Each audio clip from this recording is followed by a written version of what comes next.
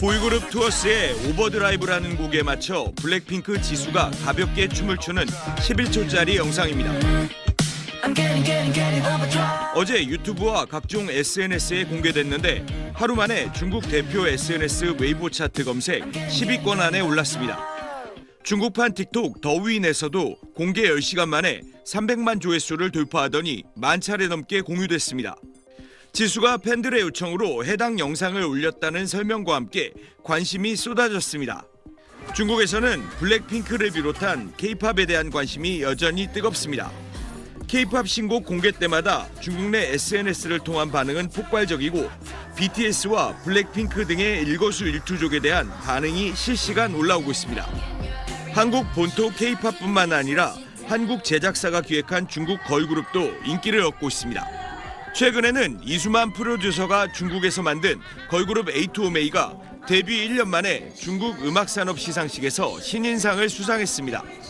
에이투오메이의 데뷔곡은 동방신기의 주문을 리메이크한 곡이었습니다. K-팝과 한국의 기획력이 중국 내에서 얼마나 경쟁력이 있는지 보여주는 겁니다. 동시에 중국이 한한령 해제에 소극적일 수밖에 없는 배경으로 볼 수도 있습니다.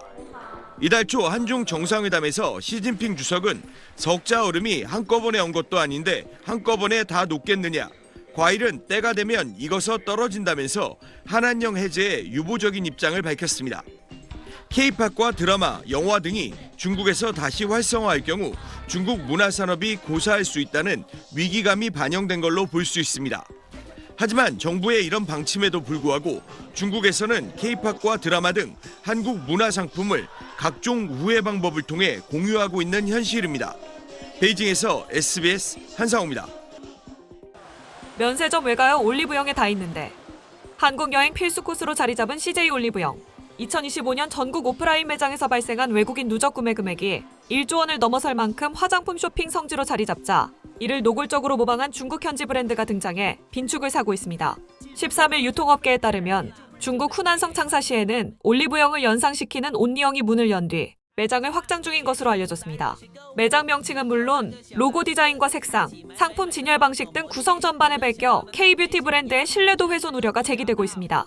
쇼핑백 색상과 디자인 역시 비슷해 외국인 소비자들이 한국 기업으로 오인할 가능성이 크다는 우려도 나옵니다. 마케팅 방식도 한국 브랜드 이미지를 활용하고 있습니다. 온리영은 중국 숏폼 콘텐츠 플랫폼 더우인에 공식 브랜드 채널을 개설해 홍보 영상을 게시하고 있는데 K-팝을 배경으로 사용해 한국 브랜드 이미지를 강조하고 있습니다. 업계에서는 이를 단순한 유사 브랜드가 아닌 소비자 혼동을 전제로 한 의도적 모방 사례로 보고 있습니다. 올리브영이 과거 중국 시장에서 철수한 이후에 공백을 틈탔다는 점도 문제라는 목소리가 나옵니다.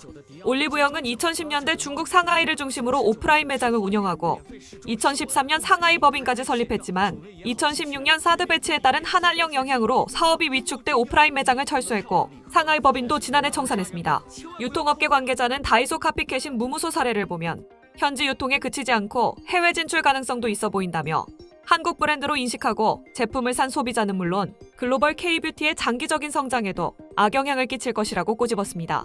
서경덕 성신여대 교수는 이런 사례가 반복되지 않도록 정부 차원의 지적재산권 보호와 해외 대응 전략을 더 적극적으로 마련할 필요가 있다고 조언했습니다.